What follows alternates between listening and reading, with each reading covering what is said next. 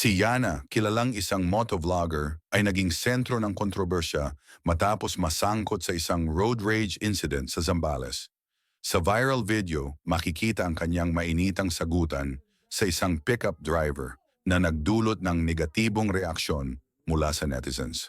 Dahil dito, idineklara siyang persona non grata sa Zambales na nangangahulugang hindi siya welcome sa lugar dahil sa kanyang naging asal.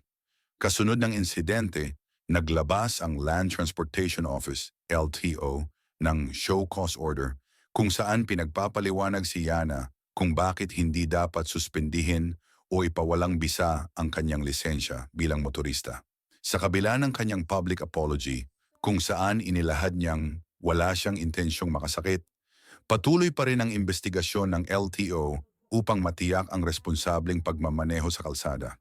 Bukod dito, may mga ulat na ang pamilya ng pickup driver ay nagbabalak magsampa ng defamation case laban kay Yana dahil sa pag-post ng insidente ng walang pahintulot. Ang pangyayaring ito ay nagbukas ng mas malalim na usapan tungkol sa pananagutan ng mga influencer, ang tamang asal sa kalsada at ang epekto ng social media sa totoong buhay. Sa ngayon, wala pang final na desisyon kung tatanggalan ng lisensya si Yana, ngunit patuloy ang investigasyon.